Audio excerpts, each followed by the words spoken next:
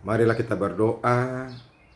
Ya Tuhan Allah Bapa kami akan mendengarkan firman Tuhan yang selalu meneguhkan, selalu menguatkan, sehingga iman percaya kami semakin teguh. Buka hati dan pikiran kami, biarlah Roh Kudus-Mu hadir di dalam hati kami masing-masing. Berkati hamba-Mu yang tidak ada apa-apanya ini, menjadi saluran berkat melalui firman Tuhan. Dalam nama Yesus Kristus. Amin. Shalom Bapak Ibu Saudara-saudaraku yang dikasihi Yesus Kristus, apa kabar?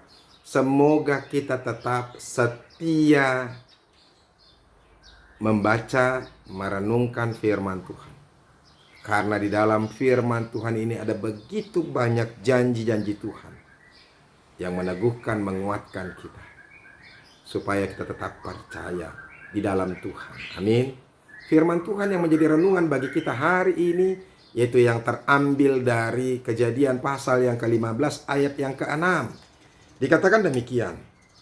Lalu percayalah Abram kepada Tuhan, maka Tuhan memperhitungkan hal itu kepadanya sebagai kebenaran.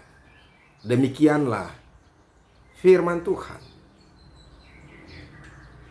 Bapak Ibu, saudara-saudaraku yang dikasihi Yesus Kristus yang diberkati Tuhan, bagaimanakah sikap kita untuk menantikan janji yang Tuhan nyatakan kepada kita? Apakah yang harus dilakukan oleh orang-orang percaya dalam menantikan apa yang Tuhan katakan dalam hidup kita? Ini yang mau kita renungkan melalui firman Tuhan ini, supaya kita betul-betul melihat dan mencontoh apa yang sudah terjadi bagi Abram ketika itu. Saudara-saudara, bagaimana? Apa yang harus kita lakukan? Tapi sebelum saya menerangkan itu, mari kita dengarkan sebentar. Inilah ilustrasi yang mungkin bisa menguatkan dan menjelaskan hal itu. Suatu ketika ada sepasang lelaki dan perempuan yang saling mengasihi, saling mencintai. Mereka berpacaran dan mereka sungguh-sungguh saling mengasihi satu dengan yang lain. Dan mereka berjanji bahwa mereka akan menikah di waktu yang ke depan. Mereka sudah lama berpacaran, mereka sudah lama saling mengasihi, dan setiap saat waktu mereka pergunakan untuk duduk-duduk bersama, untuk saling menunjukkan kasih, kesetiaan mereka satu dengan yang lain. Sampai pada satu ketika mereka bertemu di pantai, di satu malam, bulan purnama, bintang bertebaran, datanglah sang lelaki berkata kepada sang wanita kekasihnya. Dia berkata, "Adik, abang akan pergi merantau untuk mengubah nasib kita, untuk mencari pekerjaan dan mendapatkan uang supaya kita boleh hidup dan berkeluarga dan hidup kita bahagia." Setelah mendengar itu, sang wanita kekasihnya bersedih, bahkan dia menangis. Dia tidak sanggup hidup sendiri ditinggalkan sang kekasihnya. Kemudian dia berkata, "Abangku, aku tidak mampu hidup sendiri di kampung ini. Bawalah aku bersamamu. Aku akan setia menderita bersamamu." Lantas lelaki itu berkata kepadanya, "Adikku, aku tidak tahu merantau kemana, tapi aku mau merantau ke kota. Aku tidak tahu tempatnya di mana, dan aku tidak mau membuat engkau menderita. Biarlah aku yang merantau terlebih dulu, dan aku akan pulang datang kepadamu kembali." Lantas sang wanita kekasihnya memeluknya. "Aku tidak mampu, abang, berpisah denganmu. Kita sudah lama berteman, berpacaran. Aku gak mampu engkau tinggalkan." Dia menangis. Lantas lelaki itu memegang kepalanya, rambutnya membelai. Dia sambil berkata, abang harus pergi dan mendapatkan uang untuk kita supaya kita boleh hidup bahagia. Percayalah, abang akan pulang. Nantikan abang. Saudara-saudara, kemudian sang wanita kekasihnya itu dengan hati yang berat dia mengiyakan. Kemudian sang lelaki itu berjanji di hadapan Tuhan, di hadapan mereka berdua, dan juga di hadapan bulan dan bintang itu. Dia berkata, sekali-kali aku tidak akan pernah meninggalkan engkau. Sekali-kali aku tidak akan pernah melupakan engkau. Setelah aku berhasil nanti, setelah aku bisa berdiri sendiri dan memiliki pekerjaan yang baik, sehingga kita boleh hidup bersama, aku akan datang mendapatkan engkau dan memperistri, menikahi engkau. Kemudian lelaki itu berkata lagi, dia sambung, berjanjilah kepadaku di hadapan Tuhan dan di hadapan bulan dan bintang ini, di tepi pantai ini, supaya engkau menantikan aku di pantai ini setiap malamnya. Nantikanlah kedatanganku.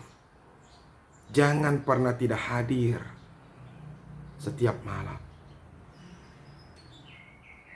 Saudara-saudara, kemudian sang kekasihnya menantikan, berjanji kepada sang lelaki itu, aku akan menantikan engkau setiap malam di tempat ini. Aku berjanji di hadapan Tuhan, aku tidak akan pernah tidak datang untuk menantikan kedatangan. Besoknya pergilah sang kekasih lelaki yang dicintai wanita itu. Malam dia pergi, dia perhatikanlah perahu yang mengantarkannya. Dia mendadakkan tangannya sambil menangis, bercucuranlah air matanya. Dia menatap terus ke perahu itu, sampai perahu itu begitu kecil, begitu kecil, begitu kecil, dan tidak terlihat lagi. Saudara-saudara, besoknya sang wanita datang ke pantai itu. Sekalipun dia sudah berjanji untuk datang menantikan, untuk memenuhi janjinya, tetapi secara logika tidak akan mungkin kekasihnya terus pulang. Tapi dia berpikir, siapa tahu tidak jadi. Saudara-saudara, hari lepas hari dia terus datang ke pantai itu menantikan sang kekasih yang dicintainya itu. Setiap harinya. Hari berganti hari, minggu berganti minggu, bulan berganti bulan. Terus dia datang ke pantai itu. Bahkan tahun berganti tahun. Saudara-saudara, ketika tahun pertama berlalu, orang-orang masih bisa menerima. Tetapi ketika tahun-tahun berlalu, terus dia menantikan sang kekasih, orang-orang sudah mulai mencerita-ceritai dia, sudah mulai menghina dia, sudah mulai membuli dia, bahkan sudah mulai berkata, sudah mulai gila dia ya, menantikan pacarnya. Tetapi dia tidak peduli. Bahkan ketika orang tuanya juga melarang, sudahlah, kekasihmu itu sudah pergi, kekasihmu itu sudah melupakan engkau, mungkin dia sudah menikah, atau mungkin dia sudah mati. Carilah pasangan lagi yang baru buatmu. Lelaki ada begitu banyak lelaki di kampung ini. Sianu. Ada orang yang bertanya kepada bapak, bagaimana supaya aku melamar anakmu? Tapi saya berkata, ya tergantung kepada anakku. Makanya anakku sekarang sudah lupakanlah kekasihmu itu. Bukalah hatimu untuk orang lain. Saudara-saudara, dia menangis sambil berkata, bapak tidak, saya mengasihi abangku, pacarku, dia sangat kucintai, aku tidak bisa hidup tanpa dia. Sampai orang tuanya marah-marah, tapi dia tidak peduli. Kemudian setiap malam tetap juga dia menantikan. Saudara-saudara, sampai malam itu ketika orang tuanya melarang, dia pun juga, dia pergi datang ke situ. Dia beruraian air mata sama seperti biasanya. Dia menantikan sambil menyanyikan senandung yang mereka sering nyanyikan di tempat itu. Bapak Ibu Saudara-saudara, di bulan purnama kebetulan sama persis ketika dia mengantarkan kekasihnya pergi. Dan disitulah dia menantikan sang suami, sang pacarnya, sang kekasihnya. Kemudian ya begitulah. Dia membelakangi pantai sambil duduk di sebuah kayu yang sudah jatuh dari pohon, ya. Kemudian dia menangis sesungguhkan di situ. Tetapi beberapa saat setelah itu dia mendengar ada perahu yang mendekat ke pantai. Kemudian dia berbalik dan melihat benar ada perahu. Kemudian mengamati terus sampai tiba dekat sekali ke tempatnya.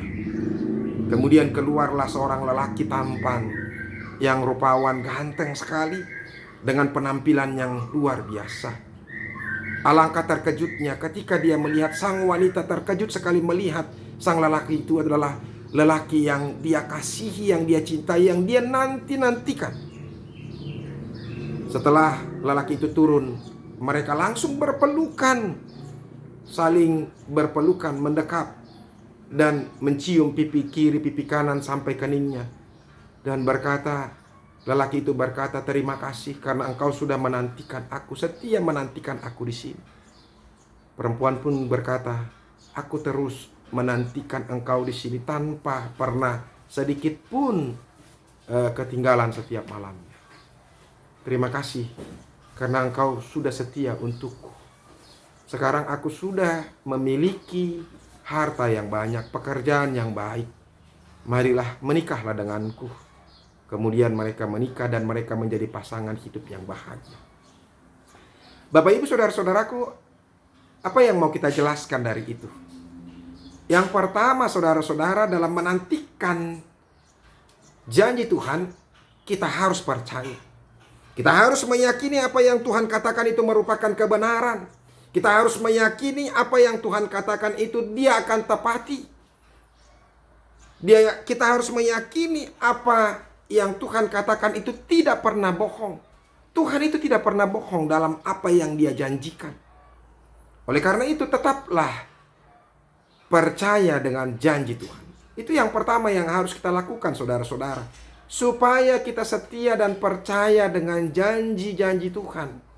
Dan orang-orang yang setia kepada Tuhan tidak akan pernah merasa sia-sia. Itu. Yang kedua, saudara-saudara, untuk menantikan janji Tuhan, yaitu tetap bersabar. Tandanya orang percaya akan Tuhan, dia tetap bersabar, tetap setia, tidak mau berpaling dengan apapun, sekalipun ada begitu banyak orang yang mungkin menghina, membuli, memfitnah. Sama seperti wanita tadi yang selalu saja setia, percaya, dan sabar menantikan kedatangan pacarnya, kedatangan kekasihnya. Karena dia tahu bahwa kesabaran itu adalah bentuk dari kepercayaan dengan janji yang sudah diungkapkan. Dan kita pun juga harus bersabar di dalam menantikan janji Tuhan. Ada mungkin orang-orang yang mengalami banyak penderitaan. Kadang-kadang kita berpikir seakan-akan Tuhan tidak turut campur, tidak memberkati, tidak memberikan,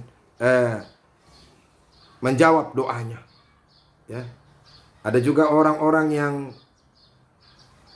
sudah nggak tahan lagi ketika usaha-usahanya hancur dan Tuhan tidak menjawab dia. Ya, ada banyak persoalan, pergumulan. Tapi saya mau katakan kepada kita, mari tetap setia, tetap bersabar kepada Tuhan, janji Tuhan. Orang yang menanti-nantikan Tuhan tidak akan pernah dikecewakan. Itu. Yang ketiga, saudara-saudara, biarlah kehendak Tuhan yang terjadi dalam hidup kita. Biarlah segala sesuatu untuk kemuliaan Tuhan. Jadi kalau apa yang kita harapkan tidak dipenuhi oleh Tuhan, apa yang kita inginkan dan kita sudah doakan kepada Tuhan tidak diberikan Tuhan kepada kita, berarti itu adalah kehendak Tuhan. Berarti itu mau menunjukkan kemuliaan Tuhan. Kemuliaan Tuhan itu boleh terjadi bukan saja ketika apa yang kita harapkan itu terjadi kepada kita, dan apa yang kita harapkan itu boleh dijawab oleh Tuhan. Tapi kemuliaan Tuhan sering sekali terjadi ketika sesuatu itu justru tidak seperti apa yang kita harapkan. Ada orang yang sakit, menderita terus-menerus, dan dia sudah berdoa kepada Tuhan supaya ada kesembuhan, tapi justru tidak sembuh-sembuh. Saudara-saudara, ketika kita tetap setia kepada Tuhan di tengah-tengah penyakit kita, di tengah-tengah penderitaan kita, ketika kita tetap memuji Tuhan dan tidak pernah surut dari iman kita, sekalipun kita menderita sakit penyakit, itu adalah kemuliaan bagi nama Tuhan. Itu adalah memuliakan nama Tuhan, sehingga orang-orang bisa melihat, wah, luar biasa dia. Ketika sakit pun, ketika menderita pun, dia tetap setia kepada Tuhan. Itu. Jadi oleh karena itu saudara-saudara, mari biarkan kemuliaan Tuhan terjadi dalam hidup kita, sekalipun apa yang kita harapkan tidak terjadi. Semoga firman Tuhan ini bermanfaat bagi kita. Tetaplah setia, tetaplah percaya kepada Tuhan, dan tetaplah muliakan Tuhan dalam hidupmu dengan apa yang Tuhan berikan dalam kehidupan kita. Semoga firman Tuhan ini memberkati kita. Amin, kita berdoa. Terima kasih Tuhan untuk firman-Mu yang boleh kami dengarkan. Berkatilah itu. Biarlah kami tetap boleh percaya, bersabar, dan tetap memuliakan Tuhan di tengah-tengah apapun yang boleh kami terima daripada Tuhan. Dalam nama Yesus Kristus kami berdoa. Amin. Saudara-saudara, kita sudah mendengarkan firman Tuhan. Tetap teguh, tetap percaya kepada Tuhan, setialah bahwa Tuhan tidak akan pernah berbohong. Apa yang Tuhan berikan adalah yang terbaik bagi kita. Nantikan, sebab waktu Tuhan adalah waktu yang terbaik, waktu yang paling tepat. Amin. Tuhan Yesus memberkati.